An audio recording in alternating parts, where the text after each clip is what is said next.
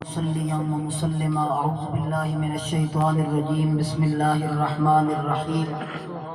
اهدنا الصراط المستقيم صراط الذين انعمت عليهم صدق الله العظيم بآواز بلند سارے پڑھیے جی الصلاۃ والسلام علیک یا سیدی یا رسول اللہ وعلی آلک و اصحابک یا سیدی یا حبیب اللہ الصلاۃ والسلام علیک یا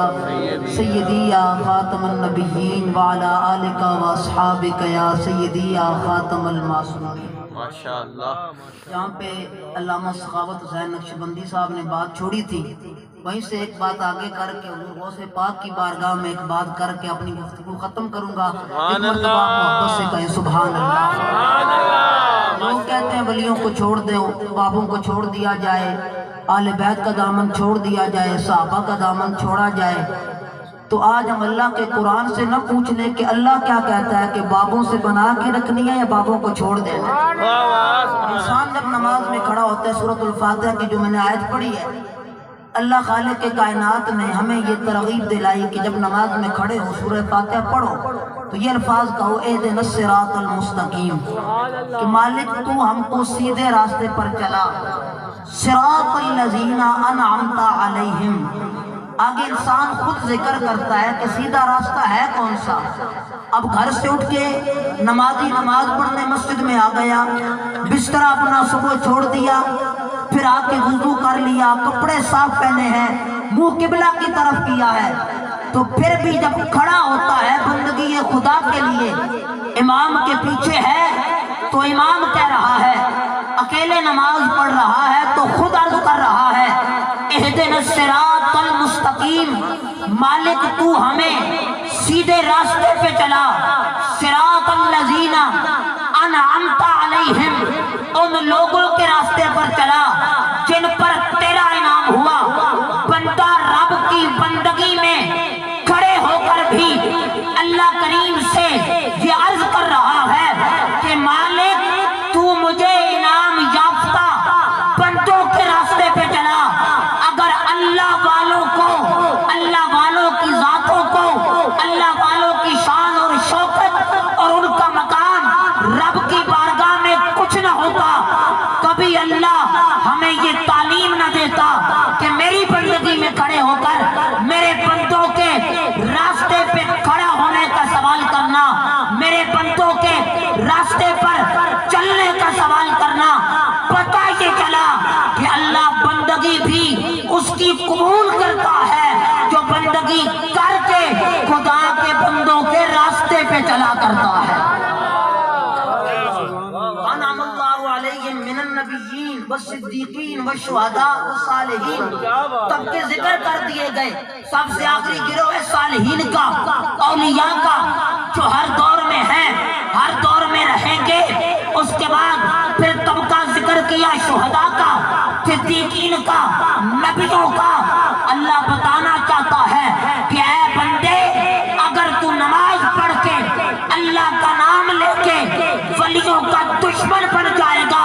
پھر تیری نماز کی کوئی ویلیو نہیں، تیری عبادت کی کوئی حقیقت نہیں، تیرا قرآن پڑھنا کسی کام کا نہیں ہے۔ یہ سب کچھ کام اسی وقت آئے گا جب تو نماز بھی پڑھے گا، اور جنہوں نے تجھ تک نماز پہنچائی ہے ان کی بارگاہ میں محبتوں کے خلال پیش کیا کرے۔ نماز پڑھ چکتا ہے بندہ، پڑھ لیا، رکوع کر لیا، سجدہ کر لیا،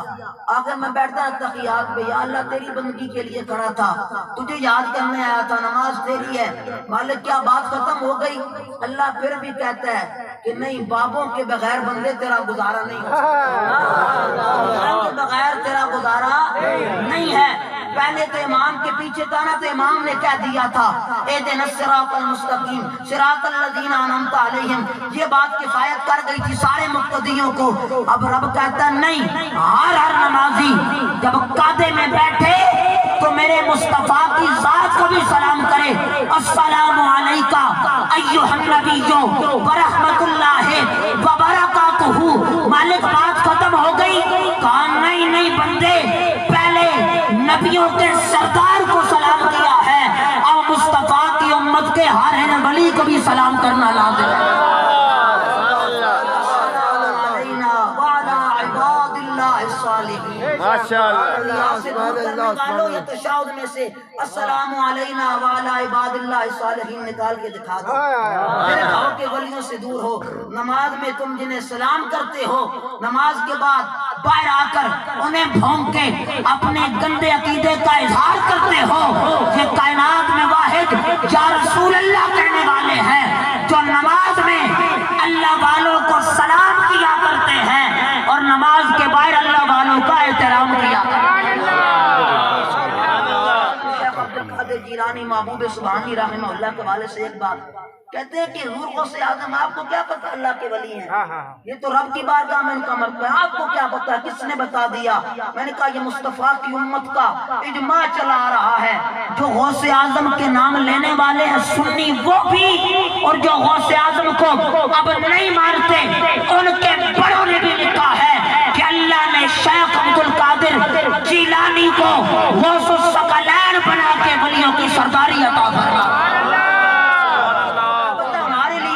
کوئی اور دلیل ہو یا نہ ہو، ہمارے پاس یہ دلیل تھوڑی ہے کہ ہم سب کے امام اہل سنت، مجدد دین و ملت، کشتہ عشق مصطفیٰ، عقائد حقہ کے صحیح ترجمان، صاحب کنز الایمان، اور ہم بندہ نہیں، جب خدا کی قسم ہے حدیث لکھنے بیٹھتا ہے تو پتہ چلتا ہے اپنے دور کا محدث اعظم ہے، جب فقہ پر گفتگو کرنے کے لیے بات کرتا ہے میرا امام پتہ چلتا ہے اپنے دور کا فقیہ اعظم ہے، جب تفسیر لکھنے بیٹھتا ہے پتہ چلتا ہے مفسر اعظم ہے۔ فاضل بریلی اتنا بڑا محدث اعظم، مفکر اعظم، خطیب اعظم، محقق اعظم، اس کے بعد محدث اعظم، مفسر اعظم، فقیہ اعظم، جتنے القابات ہیں سارے احمد رضا کی ذات کو سجتے ہیں، لیکن امام احمد رضا بھی جب حضور کی بارگاہ سے خیرات لینے کا ارادہ کرتے ہیں تو کیا کہتے ہیں؟ تیری سرکار میں لاتا ہے رضا اس کو شفیع، سرکار میں لاتا ہے رضا اس کو شفیع جو میرا غوث ہے اور لاڈلا بیٹا۔ امام اہل سنت سے محبت کرنے والے ہیں، ہمیں ہمارے امام نے یہ درس دیا ہے کہ رسول اللہ کی بارگاہ کی خیرات حاصل کرنے کے لیے غوث اعظم کا ذکر کرو گے رسول اللہ کی بارگاہ کی خیرات میں نصیب ہو جایا۔